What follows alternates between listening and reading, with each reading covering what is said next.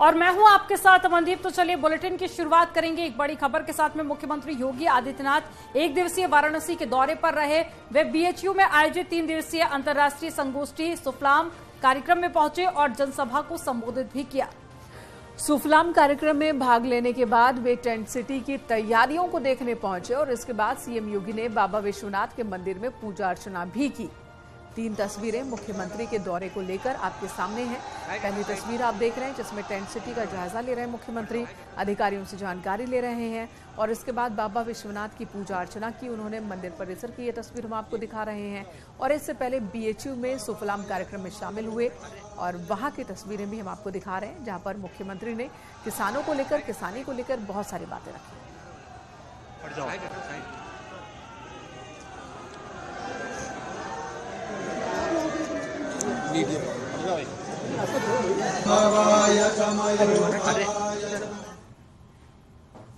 और वाराणसी में सीएम योगी आदित्यनाथ ने टेंट सिटी का जायजा लिया और इस टेंट सिटी का उद्घाटन 13 जनवरी को होना है। इस टेंट सिटी को पर्यटन के लिहाज से तैयार किया जा रहा है। निरीक्षण के दौरान में मुख्यमंत्री योगी आदित्यनाथ ने टेंट सिटी में मिलने वाली सुविधाओं और सुरक्षा को देखा। वाराणसी में गंगा उत्पाद पर बनी ये टेंट सिटी पर्यटकों के लिए आकर्षण का केंद्र बनी हुई है।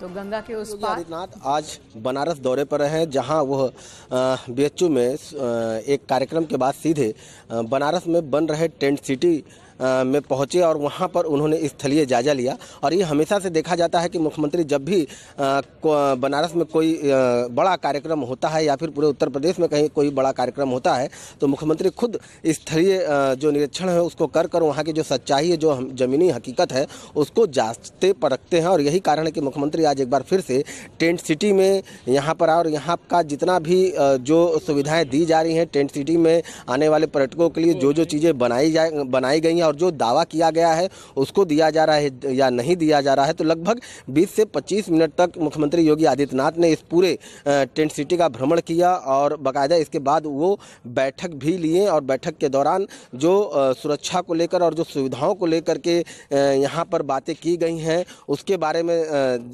देखे हैं, उसके बारे में सुने हैं और ये पूरी तरह से पुख्ता किए हैं कि जो भी टेंट सिटी में ये जो सुविधाएँ दी जा रही हैं वो पर्यटकों तक पहुँचें। आपको बता दें कि इस टेंट सिटी का जो उद्घाटन है वो 13 जनवरी को प्रधानमंत्री नरेंद्र मोदी खुद करेंगे। इसको लेकर के पूरी तैयारियां की जा रही है और उसी तैयारियों का जो जायजा लेने के लिए आज मुख्यमंत्री योगी आदित्यनाथ वाराणसी पहुंचे और इस पूरे टेंट सिटी का जायजा लिया। तस्वीरों में भी आप देख रहे होंगे कि जो टेंट सिटी बनी हुई है वो बनारस के जो गंगा रेती के यानी कि गंगा उस पार रेती पर बनाया गया है और तमाम सुविधाएं जितनी भी लग्जरी सुविधाएं हैं वो इस टेंट सिटी में दी गई है। लगभग 300 टेंट जो हाउस है वो बनाए गए हैं और तमाम तरह की जो सुविधाएं हैं, स्विमिंग पूल है, बैंक्वेट हॉल है, सभी प्रकार की सुविधाएं इस टेंट सिटी में दी गई है। आने वाले पर्यटकों के लिए ये बनारस की एक नई तस्वीर होगी। बनारस, एक नया बनारस इस टेंट सिटी के जरिए लोग देखेंगे। रवि पांडे, न्यूज़ 18, वाराणसी। और चलिए अब बात करते हैं सोनभद्र की, जहां आदिवासी इलाकों के सामुदायिक स्वास्थ्य केंद्र दुद्धि पर गर्भवती महिला को चटनी रोटी खिलाने के मामले में एक्शन लिया गया। न्यूज़ 18 पर खबर हमने दिखाई थी जिसके बाद जिला प्रशासन ने जांच के आदेश दिए। अब बीजेपी नेताओं ने भी जांच कर स्वास्थ्य मंत्री को अपनी रिपोर्ट सौंपने की बात कही है। तो वहीं सीएचसी इंचार्ज के मुताबिक ठेकेदार को कारण बताओ नोटिस भी जारी किया गया, जल्द ही कार्रवाई की जाएगी। सर ये एक मिसअंडरस्टैंडिंग थी। उस दिन ऐसा हुआ कि वेंडर जो था उसका बच्चा सीरियस हो गया और वो उस दिन खाना नहीं दे पाया, पैकेट नहीं दे पाया तो और मेरे संज्ञान में भी नहीं दिया उसने और ये मैटर ऊपर तक चला गया। और ऐसे कभी इसमें शिकायत नहीं आती है और हम लोग मैं हमेशा पर्सनली चेक करता हूँ मॉर्निंग में राउंड पे कि खाना दिया गया है कि नहीं और क्वालिटी क्या है। ये विषय हम ऊपर केंद्रीय नेतृत्व, प्रदेश नेतृत्व को बताएंगे कि लापरवाही हुई, उस पर कार्रवाई हो ठेकेदार के खिलाफ। और अगली खबर गाजीपुर से, जहां पर अंत्योदय कार्ड रद्द होने से ग्रामीण महिलाएं परेशान हैं। मामला सदर तहसील के बघोल गांव का है। जहां गांव में 42 अंत्योदय राशन कार्ड निरस्त हुए हैं। इसके बाद ग्रामीणों ने मामले की शिकायत जिला प्रशासन से की। शिकायत के बाद प्रशासन ने मामले की जांच के निर्देश दिए हैं।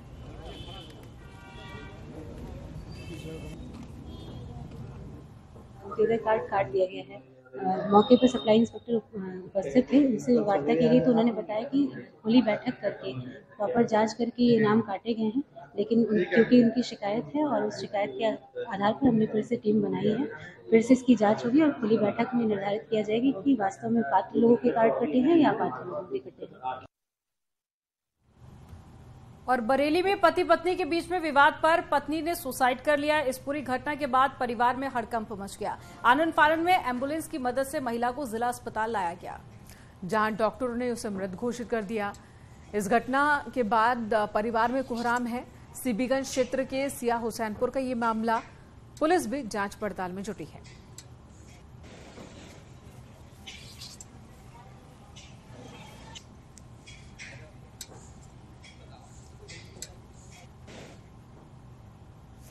चित्रकूट से खबर, जहां पर सड़क किनारे एक महिला की डेड बॉडी मिली है और सिर कुचला हुआ है महिला का।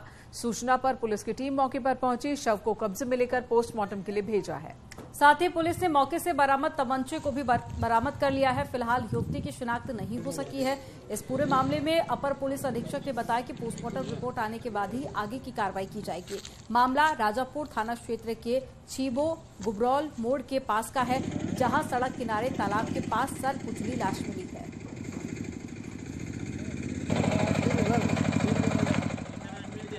उम्र लगभग 40 से 45 वर्ष के मध्य लग रही है। बॉडी को सील करके पोस्टमार्टम हेतु भेजा जा रहा है। पहचान का प्रयास किया जा रहा है। आगे पोस्टमार्टम रिपोर्ट के आधार पर विधिक कार्रवाई की जाएगी। सर, प्रथम दृष्टया क्या लग रहा है? प्रथम दृष्टया तो ये लग रहा है कि सर पे चोट के निशान हैं और मृतका जो है ऐसा प्रतीत हो रहा है कि इसकी हत्या हुई है। बाकी आगे पोस्टमार्टम की रिपोर्ट के आधार पर विधिक कार्रवाई करेंगे। बलरामपुर पुलिस ने मोबाइल पर अश्लील चैटिंग करने वाले साइबर अपराधियों के गिरोह का पर्दाफाश किया है। पुलिस ने 20-20 हजार के 2 इनामी अपराधियों को गिरफ्तार किया। पुलिस के मुताबिक ये शातिर राजस्थान के भरतपुर के रहने वाले हैं। इस गिरोह का संचालन राजस्थान के भरतपुर से ही होता है, जो लोगों को अश्लील वीडियो कॉलिंग के जरिए अपनी जाल में फंसाते और फिर वीडियो वायरल करने की धमकी देकर ब्लैकमेल करते थे। आपको बता दें, महाराजगंज तराई थाना क्षेत्र के रहने वाला एक युवक सेक्सटॉर्शन करने वालों की जाल में फंस गया था। पहले तो उसने अपराधियों के खाते में ऑनलाइन 1 लाख रुपए ट्रांसफर भी कर दिए और उसके बाद भी ब्लैकमेलिंग का सिलसिला जारी रहा था। इसके बाद पीड़ित ने अपनी जान दे दी। युवक के परिजनों की तहरीर पर पुलिस ने 6 सितंबर 2022 को मुकदमा दर्ज किया था, जिसकी जांच जारी है और इसी के चलते पुलिस ने 2 शातिरों को गिरफ्तार किया।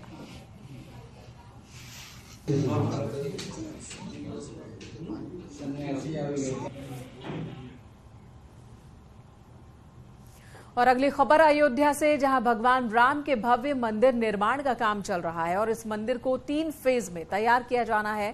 पहले फेज का काम दिसंबर 2023 से पहले पूरा हो जाएगा। राम मंदिर के गर्भगृह में भगवान श्री रामलला सोने के सिंहासन पर दर्शन देंगे। तो यही नहीं, राम मंदिर में सिंह द्वार और उच्च शिखर को भी स्वर्ण से जड़ित बनाया जाएगा। आपको बता दें कि श्री राम जन्मभूमि तीर्थ क्षेत्र ट्रस्ट को कल काशी मठ के पीठाधीश्वर संयम तीर्थ महाराज लगभग 200 किलो यानी कि 2 क्विंटल चांदी भेंट करेंगे। सोने के सिंहासन की बात नहीं है, लेकिन उनका जो आसन है उसमें स्वर्ण लगने की बात है। शिखर में स्वर्ण लगने की संभावना बहुत अधिक है। और चलिए अब बात करते हैं अमरोहा की, जहां नहीं थम रहा है स्टंटबाजी का खेल। हसनपुर थाना क्षेत्र के सिहाली जागीर का मामला सामने आया। पुलिस की कार्रवाई का कोई भी खौफ यहां पर नहीं दिख रहा है। पुलिस लगातार एक्शन की बात कह रही है, लेकिन पॉपुलर होने की चाहत में देखिए किस तरह से अपनी जान जोखिम में डाल रहे हैं युवा। न सिर्फ अपनी जान बल्कि दूसरों के लिए भी खतरनाक ये हादसे हो सकते हैं, खतरा बन सकते हैं। सिहाली जागीर का ये मामला वीडियो वायरल हुआ।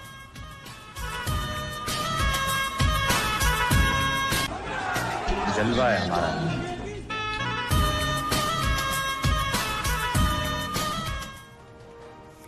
इधर शाहजहांपुर से खबर, जहां पर दबंगों की दबंगई दिखी। घर में घुसकर दबंगों ने परिवार के साथ मारपीट की है, महिलाओं को भी पीटा है। तो दबंगों की इस गुंडाई का वीडियो सोशल मीडिया पर वायरल हो रहा है। मामला थाना चौक कोतवाली के वाजिद खेल मोहल्ले का है, जहां पीड़ितों ने आरोपियों के खिलाफ थाने में तहरीर दी है। पुलिस मामले की जांच पड़ताल में जुट गई है।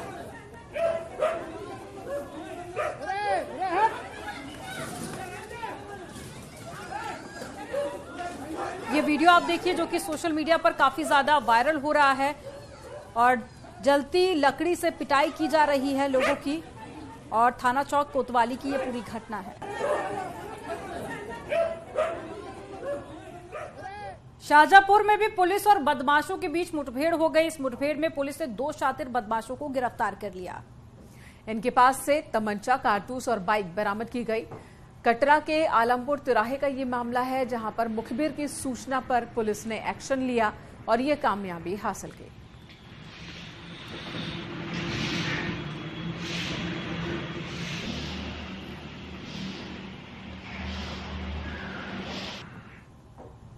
जौनपुर में भी एनकाउंटर हुआ। यहां पर पुलिस ने 2 शातिर बदमाशों को गिरफ्तार किया है। एक बदमाश के पैर में गोली लगी और दूसरे को भागते वक्त पुलिस ने दबोचा।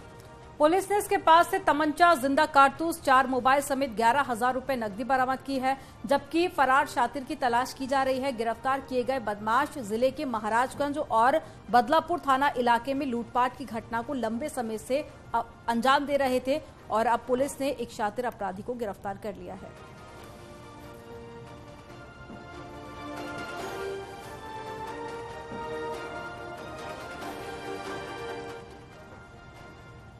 तो वहीं बरेली पुलिस ने 25,000 के इनामी को गिरफ्तार किया। पुलिस ने बदमाश के पास से चाकू बरामद किया है। ढकिया अलीगंज का रहने वाला बताया जा रहा है आरोपी।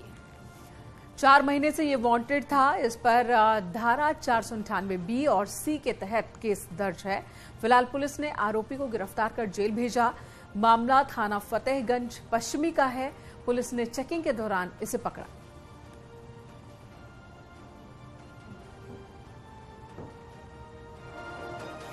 अगली खबर बरेली से, जहां पर बीच सड़क सास और बहू के बीच लड़ाई हुई है। आरोप है कि बहू ने चप्पलों से सास की पिटाई की।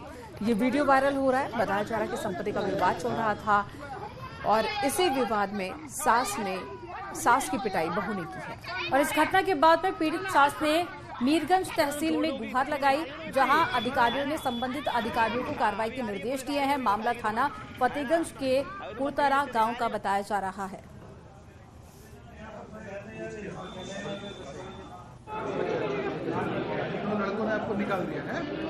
और ये देखिए वीडियो में जब बुजुर्ग अपने बहू के खिलाफ शिकायत दर्ज कराने गई थी और ये उस दौरान का वीडियो जब सास और बहू की आपस में झड़प हो गई और ये विवाद इतना ज्यादा बढ़ गया कि बात हाथापाई तक जा पहुंची।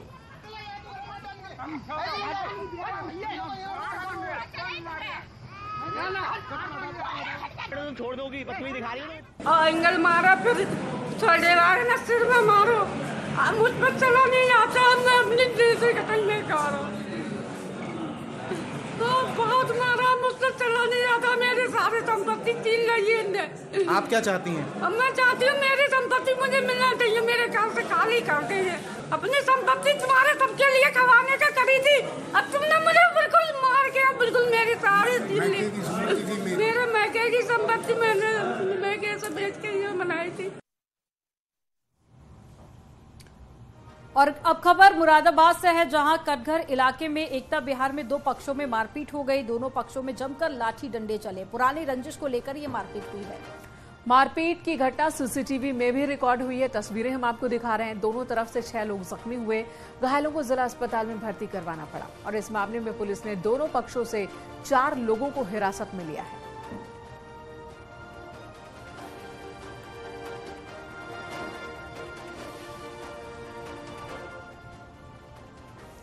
और अगली खबर मेरठ के भावनपुर क्षेत्र से 2 पक्षों में मामूली सी बात पर यहां पर भी झड़प हो गई।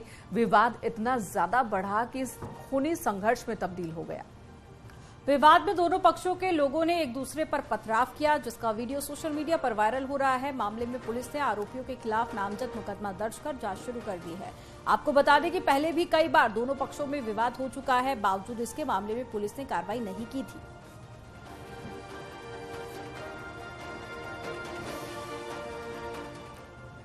और चलिए रुक करते एक बड़ी खबर का, जो कानपुर से मिल रही है। हार्ट अटैक से 16 लोगों की मौत हो गई है। इस वक्त की बड़ी खबर आपको बता रहे हैं, कानपुर के हृदय रोग संस्थान में 16 मौतें हुई हैं। 5 मरीजों की इलाज के दौरान मौत हुई है।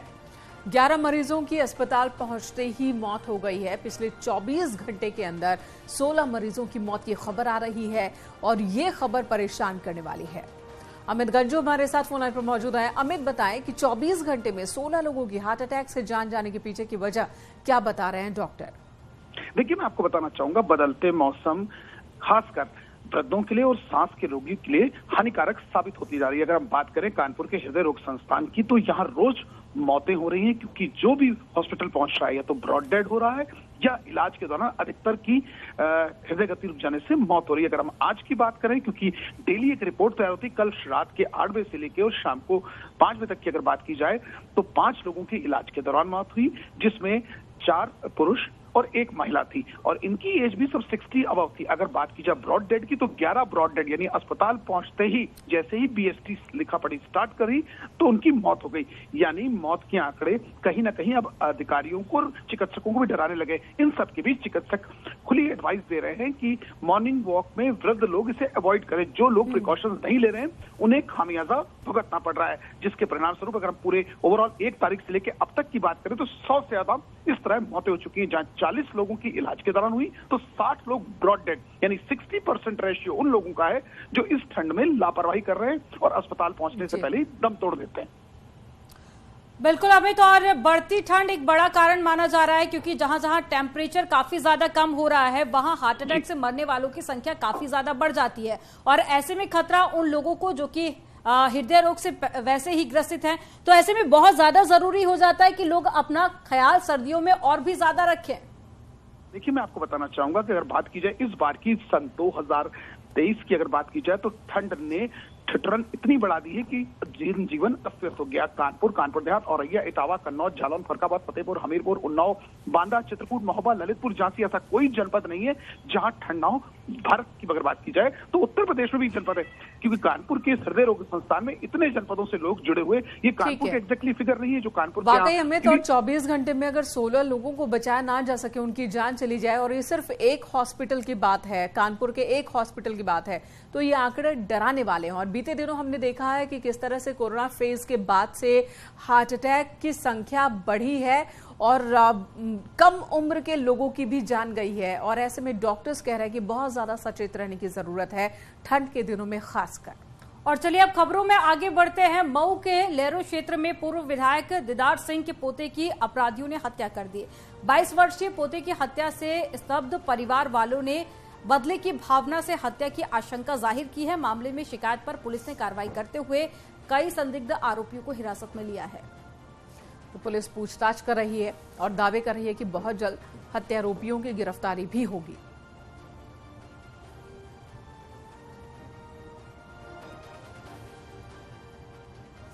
उत्तर प्रदेश विधानसभा के 3 बार के स्पीकर, उत्तर प्रदेश बीजेपी के पूर्व अध्यक्ष और पश्चिम बंगाल समेत 5 राज्यों के पूर्व राज्यपाल केशरीनाथ त्रिपाठी की अंतिम यात्रा में लोगों का हुजूम उमड़ा। अंतिम यात्रा शुरू होने से पहले उनके आवास पर पूरे राज्य के सम्मान के साथ उन्हें गार्ड ऑफ ऑनर दिया गया।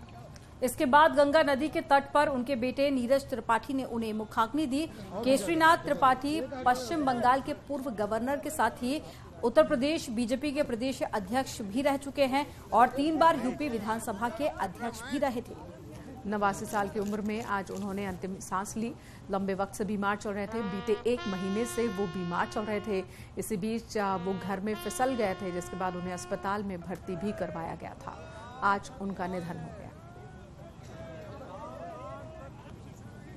पश्चिम बंगाल के पूर्व राज्यपाल रहे और यूपी बीजेपी के प्रदेश अध्यक्ष रहे, 3 बार यूपी विधानसभा के अध्यक्ष रहे पंडित केशरीनाथ त्रिपाठी का निधन हो गया था। आज उन्हें अंतिम विदाई दी जा रही है। गंगा के पावन तट पर दारागंज शमशान घाट पर उन्हें अंतिम विदाई दी जा रही है। उनके पुत्र नीरज त्रिपाठी ने उन्हें मुखाग्नि दी है और इसके साथ ही साथ यहाँ पर बड़ी संख्या में लोग भी मौजूद हैं जिनकी आंखें नम हैं। सभी लोग जो उनके समर्थक हैं, प्रशंसक हैं, वो यहाँ पर मौजूद हैं। उनकी अंतिम यात्रा में सभी लोग शामिल हुए हैं। उनके सिविल लाइन के लोहिया मार्ग स्थित आवास से उनका पार्थिव शरीर जब निकाला गया तो सबसे पहले उन्हें राजकीय सम्मान के साथ गार्ड ऑफ ऑनर दिया गया।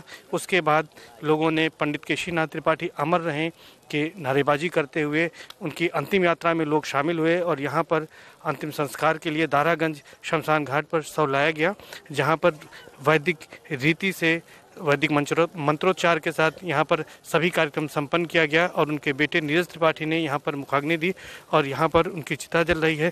इस मौके पर सभी की आंखें नम हैं और सभी उनके व्यक्तित्व और कृतित्व को याद कर रहे हैं।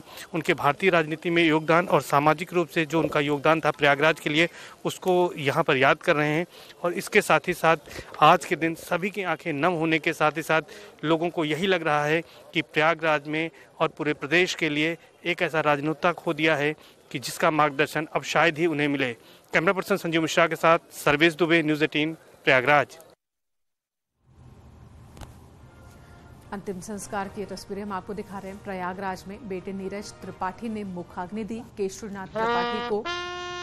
इससे पहले उन्हें गार्ड ऑफ ऑनर दिया गया। राजकीय सम्मान के साथ अंतिम विदाई दी गई।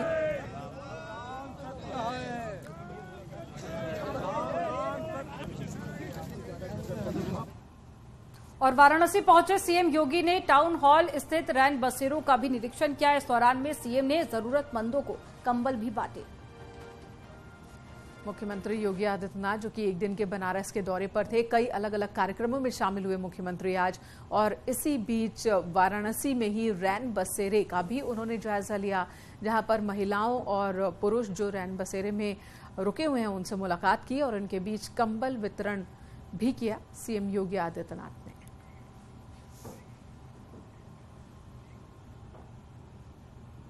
यहां रुकेंगे एक छोटे से ब्रेक के लिए।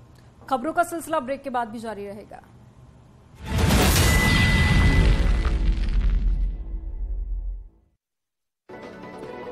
ग्रेटर नोएडा में चलती कार के ऊपर बैठकर रील बनाने का वीडियो वायरल, पुलिस ने लिया संज्ञान।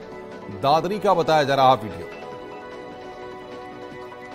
रामपुर में बीजेपी सांसद को धमकी मिलने का मामला, सांसद की शिकायत पर मुकदमा हुआ दर्ज। धारा 506, 507 में संदीप सिंह के खिलाफ मुकदमा। घनश्याम लोधी को जान से मारने की दी थी धमकी। अमरोहा में हाईवे पर बर्थडे पार्टी मनाना पड़ा महंगा, एसपी ने गाड़ी को किया सीज। उड़दन काट रहे युवक को हिरासत में लिया, लड़कियों के साथ बोनट पर बैठकर बनाई थी रेल।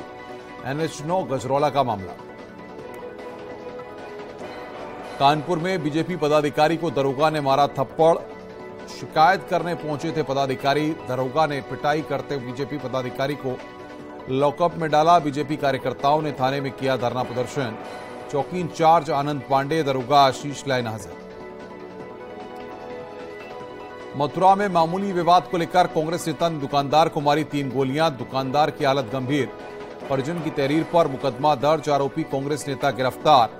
हाईवे थाना क्षेत्र का मामला। मथुरा में कोसीकला पुलिस के हाथ लगी सफलता, 2 शराब तस्कर गिरफ्तार। 250 पेटी अवैध शराब बरामद। बरामद शराब की कीमत 35 लाख रुपए। गोरखपुर में 4 साल पहले हुई हर्ष फायरिंग मामले में एक्शन, आरोपी प्रधान को किया गिरफ्तार। अवैध कार्बाइन और मैगजीन बरामद। बीएसपी नेता और पूर्व मंत्री याकूब कुरैशी गिरफ्तार। मीट माफिया याकूब अपने बेटे इमरान के साथ अरेस्ट। दिल्ली के चांदनी महल थाना इलाके से हुई गिरफ्तारी। याकूब और इमरान पर 50-50 हजार का इनाम। याकूब कुरैशी की गिरफ्तारी पर बोले मंत्री संजीव गौड़ का, योगी सरकार में कानून का राज, जो अपराध करेगा उस पर कार्रवाई होगी। वाराणसी के ज्ञानवापी केस को लेकर आज फिर सुनवाई, सभी मामलों को जिला जज की अदालत में ट्रांसफर करने की मांग। दोपहर 2 बजे से शुरू होगी सुनवाई। मंत्री जयवीर सिंह ने अखिलेश यादव पर लगाए आरोप, कहा अखिलेश को अपना चश्मा बदलना चाहिए, वो फोबिया ग्रस्त हैं। सीएम योगी के मुंबई दौरे पर बोले एसपी नेता अबू आसिम आजमी, कहा 2 राज्यों में तनाव पैदा करने की कोशिश, मुंबई को कमजोर करने का काम हो रहा है। सीएम पुष्कर सिंह धामी आज जाएंगे जोशीमठ दौरे पर। भूदसाव वाले इलाके का जायजा लेने के साथ प्रभावित लोगों से करेंगे मुलाकात। जोशीमठ में तैनात अफसरों से भी करेंगे मीटिंग।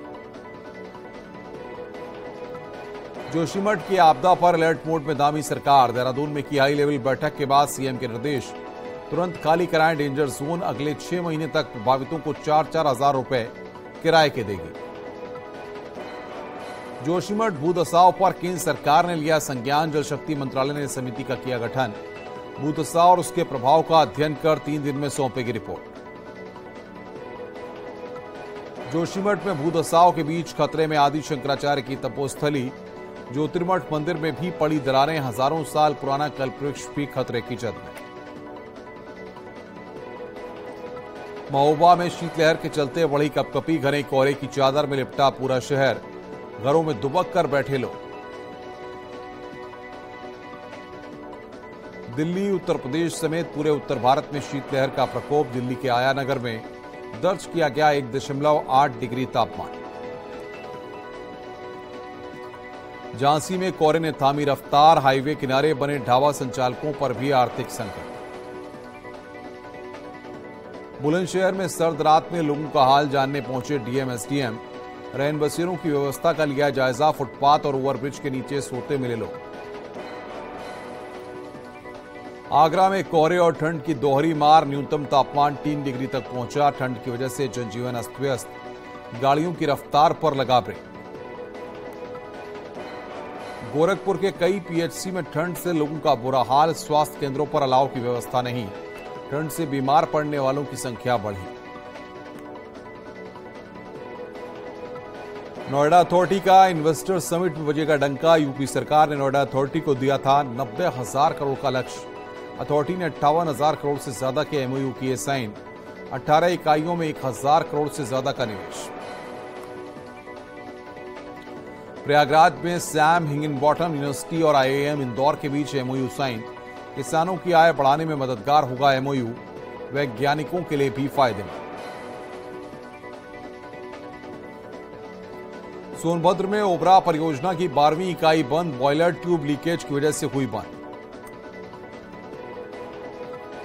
अयोध्या, मथुरा, काशी की तरह होगी बरेली की पहचान। बनेगा नाथ नगरी कॉरिडोर।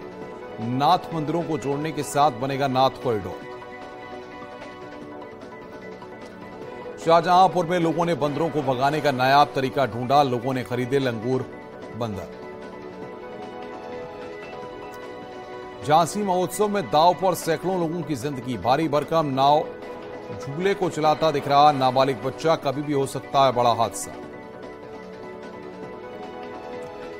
मुजफ्फरनगर में सड़क पार कर रही 4 साल की मासूम बच्ची को कार ने मारी जोरदार टक्कर। सीसीटीवी कैमरे में कैद हुई हादसे की तस्वीरें। घटना के आप देख रहे हैं न्यूज़ 18 उत्तर प्रदेश उत्तराखंड।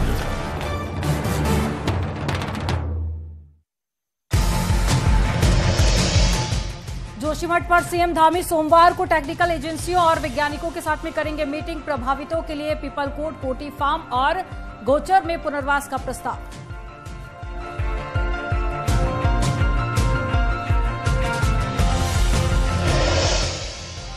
जोशीमठ भू धंसाव पर पीएम के प्रधान सचिव ने की समीक्षा बैठक। वीडियो कॉन्फ्रेंसिंग से जुड़े उत्तराखंड के अधिकारी। सोमवार को एनडीएमए की टीम जाएगी जोशीमठ।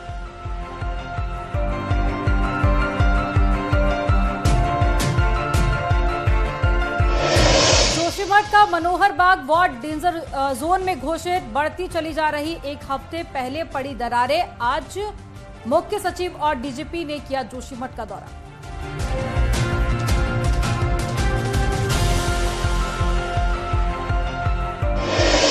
कांग्रेस के कई नेताओं का भी जोशीमठ में जमावड़ा। हरीश रावत, गणेश गोदियाल, अनुकृति गुसाई ने तहसील में चल रहे आंदोलन का समर्थन किया।